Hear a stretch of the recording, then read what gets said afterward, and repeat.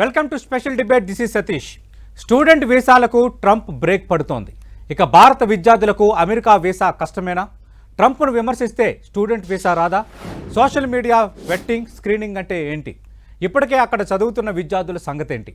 Trump కొత్త పాలసీతో ఏ దేశానికి ఎక్కువ దెబ్బ? ఆగస్టులోనే అడ్మిషన్లు జరగనున్న నేపథ్యంలో విద్యార్థులు ఆందోళనలో పడ్డారు. విద్యార్థుల మెడపై ట్రంప్ కత్తి వేలాడుతోందా? ఇదే అంశంపై మనం స్పెషల్ డిబేట్ ప్రారంభించబోతున్నాం. చర్చలో పాల్గొంటున్నారు డాక్టర్ రమేష్ కన్నగంటి గారు, నేషనల్ సెక్యూరిటీ స్టడీస్ చైర్మన్గా ఉన్నారు. అలాగే అమెరికా వ్యవహారాలు, అక్కడున్న రాజకీయ పరమైన అంశాలు, వాటిపైన స్పెషల్గా ఆయన పిహెచ్డి చేశారు. వాటిపైన ఎక్కువగా ఆయన రీసెర్చ్ కూడా చేశారు. మనతో పాటు ప్రస్తుతం స్టూడియోలో ఉన్నారు రమేష్ కన్నగంటి గారు. అలాగే బయట నుంచి మరికాసేపులో లైవ్లో పాల్గొనబోతున్నారు సంతోష్ ఆర్ సోమిరెడ్డి గారు, ఫౌండర్ పార్ట్నర్ సోమిరెడ్డి గ్రూప్. కొద్దిసేపట్లో ఆయనతో కూడా మనం మాట్లాడదాం. రమేష్ కన్నగంటి గారు, మొన్నటి వరకు యుద్ధం కోసం మాట్లాడుకున్నాం, భారత్పై అమెరికా వైఖరి కోసం మాట్లాడుకున్నాం. కానీ ఇప్పుడు అమెరికా వైఖరి విద్యార్థులపై, ఎస్పెషల్లీ ట్రంప్ వైఖరి. అంటే ట్రంప్ వచ్చినప్పటి నుంచి విద్యార్థులకు సంబంధించి ఏదో ఒక సమస్య, విదేశీ విద్యార్థులకు సంబంధించి చదువులపైన కానీ, ఉద్యోగాలపైన కానీ, వీసాలపై కానీ.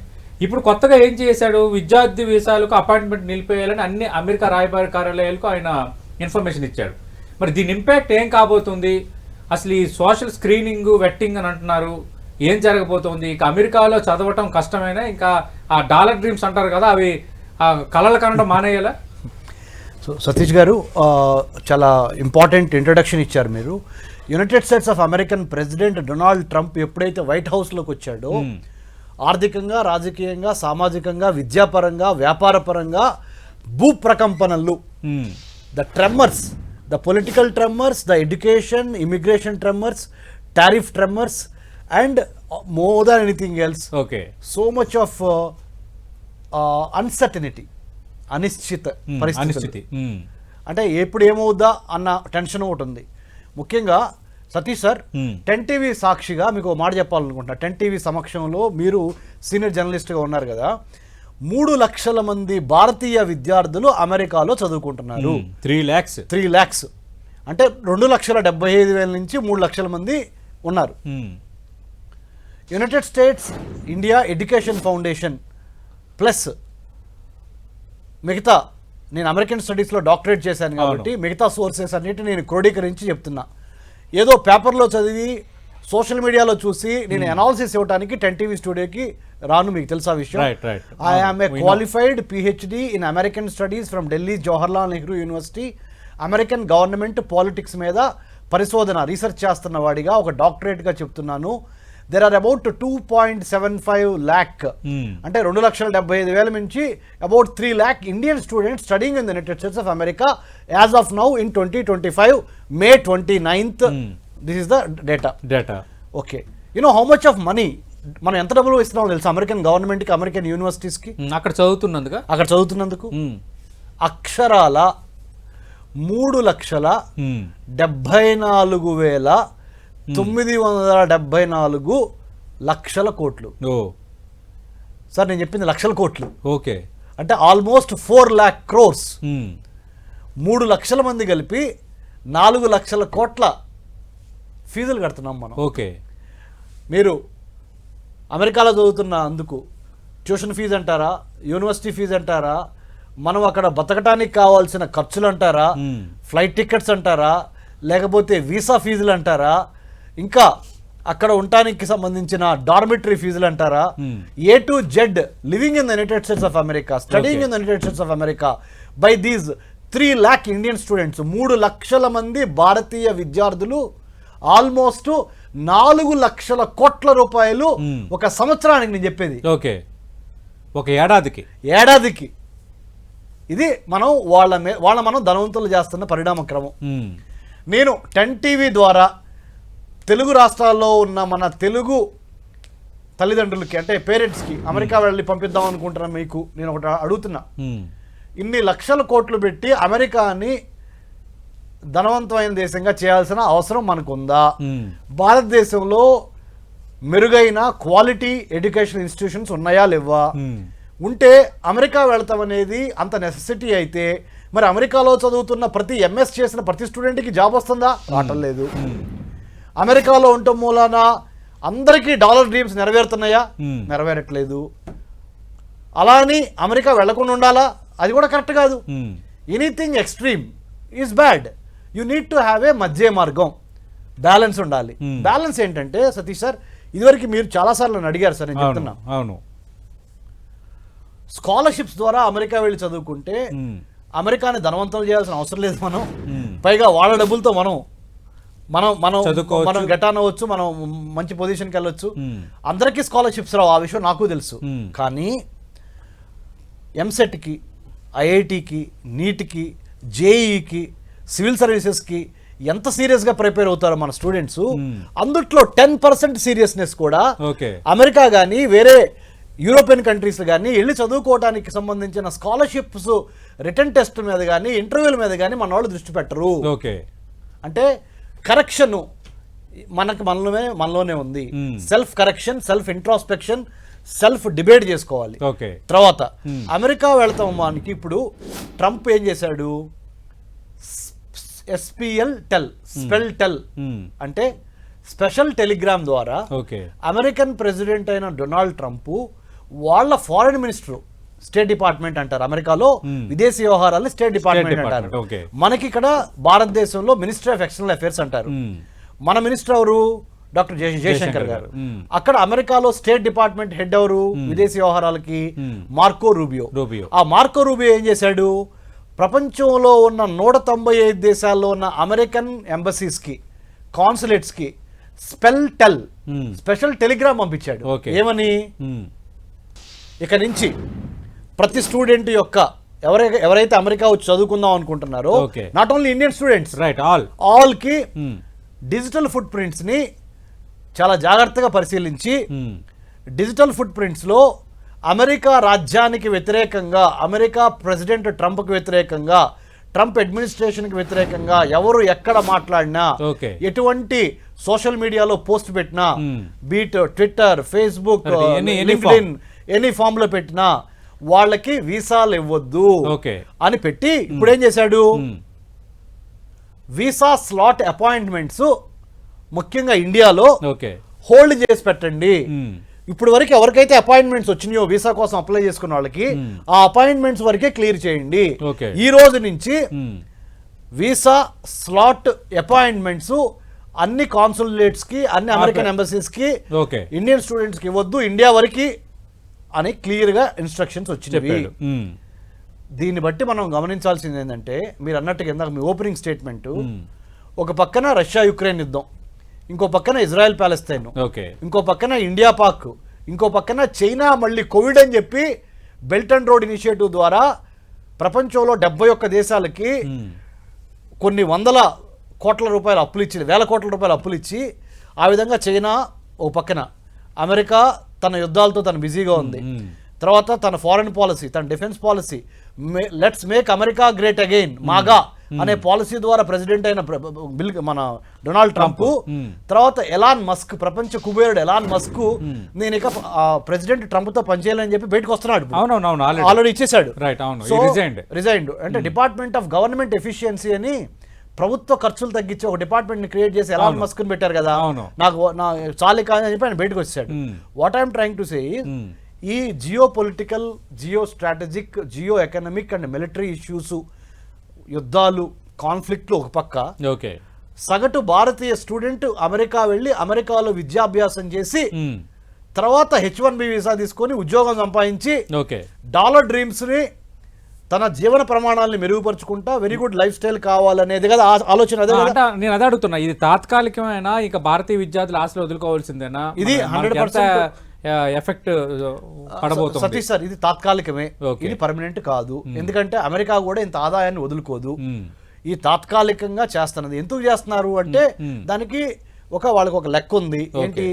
ప్యాలెస్తైనా గురించి హార్వర్డ్ యూనివర్సిటీనే మూపించి, హార్వర్డ్ యూనివర్సిటీ అమెరికాలో కోర్టుకు వెళ్ళి ట్రంప్ మీద గెలిచి లోవర్ కోర్టులో సుప్రీం కోర్టు వరకు అప్పీలింగ్కి వెళ్ళింది. Not only Harvard university, other important universities in the United States of America also are not happy with what Donald Trump has been doing. ఈ 2 ఏళ్ళు ఉపయోగపడితే డొనాల్డ్ ట్రంప్ దిగిపోతాడు. Life, liberty and pursuit of happiness అనే 3 సిద్ధాంతాల ద్వారా America exceptional country అయింది. Right, okay. The American exceptionalism has been questioned, requestioned by its own party called Republican party, by its own citizen and the right now currently the president of the United States of America, Right. Donald Trump. This is not permanent. The change is the permanent. Right. Wait for another 2.5 years. Trump will go, some important Democratic Party president will come. Right. I think things will be normalized. Okay Right. Then till then we have to have patience. Right. Ramesh కనుక మళ్ళీ మీతో మాట్లాడతాను. Yes, already Santosh Somireddy గారు founder partner Somireddy group సిద్ధంగా ఉన్నారు. Hi sir. నమస్కారం అండి. Right. నమస్తే సోమిరెడ్డి గారు, Somireddy. Sorry for the interruption, ఒక్క 30 సెకండ్స్, ఎందుకంటే చాలా మేజర్ బ్రేకింగ్ ఆల్రెడీ బ్రేక్ అవుతుంది మన డిబేట్ జరుగుతున్నప్పుడు. ఎందుకంటే పోలీసులు అటు Maoist chief Basavaraju alias Keshava Rao ఆయన హతమార్చిన తర్వాత రెండో బిగ్ టార్గెట్గా ఉన్న హిడ్మా కొరాపుట్లో పోలీసులు కొద్దిసేపటి కిందటే అరెస్ట్ చేశారు. It's a very big breaking. ఎందుకంటే కేశవరావు తర్వాత మోస్ట్ వాంటెడ్ మావోయిస్ట్గా హిడ్మాకు పేరుంది. ఎందుకంటే హిడ్మా అటు ఇలాంటి ఆపరేషన్స్ చేయటంలో చాలా సిద్ధస్తుడు.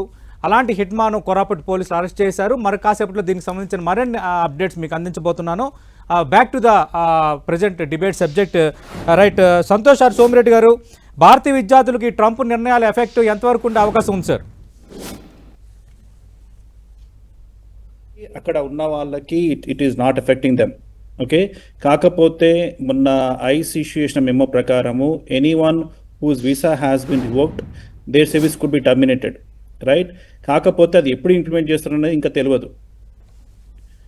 ప్రస్తుతానికైతే యుఎస్ఏ లైక్ వీళ్ళు మొత్తం వీసా స్లాట్స్, కొత్త స్లాట్స్ మాత్రం ఇవ్వట్లేదు సార్. బట్ ఇదంతా తాత్కాలికమేనండి. It is not going to be a long term thing. And ఒకటి ఏంటి అంటే స్టూడెంట్స్కి please do not post any eccentric messages online. అంటే ఈ వార్ గురించే కానీ, ఇంకేదో గురించే కానీ, ట్రంప్ అడ్మినిస్ట్రేషన్ గురించే కానీ, లేకపోతే ఇప్పుడు అమెరికన్ అలైస్ కూడా ఉంటాయి. రైట్. వాటి మీద పోస్ట్ చేసినా కానీ ప్రాబ్లమే వస్తుంది రేపు. ఈ కొద్ది రోజులు ఈ నెక్స్ట్ 2-3 years జాగ్రత్త ఉంటే బెటర్. ఓకే.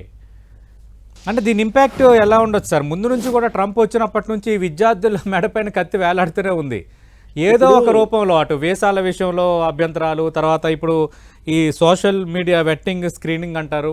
మరోవైపేమో అమెరికా అద్భుతమైన ఒక డెమోక్రటిక్ కంట్రీ అని వాళ్ళు చాలా గొప్పలు చెప్పుకుంటుంటారు, అధ్యక్షులు కానీ అక్కడున్న వాళ్ళు కానీ. బట్ వాట్ ఈస్ దిస్ అని ఇప్పుడు ఇక్కడ ఏమైపోయింది అంటే there multiple factors playing into this one. Right. ఒకటి ఏంటంటే ఓవరాల్ ఎకానమీ కూడా డౌన్ ఉంది ఇప్పుడు. రైట్. ఒకప్పుడు ఏంటంటే they needed more number of students, అంటే H1B వర్కర్సే కానీ ఇవన్నీ కూడా కావాల్సి ఉండే. ఇప్పుడు that is not the situation. Right. అదొక ఎఫెక్ట్. ఇంకోటి ఏంటంటే ఈ ఇజ్రాయెల్ పాస్ట్ తను చెప్పారు కదా, చెప్పిన దాని ప్రకారం లైక్ ఈ వార్ అవుతున్నాయి. ప్లస్ ఇంకొకటి ఏంటంటే ఈ Harvard law school lawsuit, this has a major effect on the administration. Right. So ఇవన్నీ అరికట్టడానికి what they are trying to do is they are trying to vet every student who is trying to come into the country in the first place. Right. ఎందుకంటే ఒక్కసారి వాళ్ళు యూఎస్లోకి వచ్చినాక వాళ్ళని ఇచ్చేయడం కష్టం వాళ్ళకి. ఓకే. కాకపోతే department of state can deny any students visa without any reasoning. Right. So వాళ్ళకి దే హ్యావ్ మోర్ పవర్ కాబట్టి ఇక్కడే వెయిట్ చేద్దామని చూస్తున్నారు ఇప్పుడు. ఓకే. రమేష్ కనికంటి గారు, అంటే ఇప్పుడు ఇప్పటికే అక్కడ చదువుతున్న విద్యార్థుల సంగతి ఏంటనేది ఒకటి. ఎందుకంటే మీరు ఇందాక హార్వర్డ్ యూనివర్సిటీ ఉదంతం నడుస్తోంది. కోర్టు చెప్పిన తర్వాత కూడా ట్రంప్ హార్వర్డ్ యూనివర్సిటీకి సంబంధించి చేస్తున్న వ్యాఖ్యలు వేరేగా కనిపిస్తున్నాయి. అయితే ఈరోజు కొన్ని ప్రసార మాధ్యమాల్లో వచ్చింది, అది నేను రూఢిపరచట్లేదు, ట్రంప్ తన తనయుడికి అడ్మిషన్ దొరకట్లేదని ఇలా మాట్లాడుతున్నాడని కొన్ని ప్రముఖ మీడియా మాధ్యమాలను కొంత దాన్ని ప్రస్తావించారు. అది డిఫరెంట్ సబ్జెక్టు. అయితే నేను అంటుంది ఏంటంటే, ఒకటి అక్కడ చదువుతున్న విద్యార్థుల సంగతి ఏంటనేది ఒకటి. నెంబర్ 2, ఈ వెట్టింగ్ స్క్రీనింగ్ అంటున్నారు కదా, అంటే ఏ విధంగా వాళ్ళు చూస్తారు అని. కేవలం ఇగ్నెస్ట్ పోస్ట్ అయినా లేదంటే ఇంకా డీప్గా ఏమైనా సెర్చ్ చేస్తారా? విద్యార్థులు ఎలాంటి జాగ్రత్తలు తీసుకోవాలి ఈ విషయం? అబ్సల్యూట్లీ. సో మనము విద్యార్థులకి హెల్ప్ చేయాలి.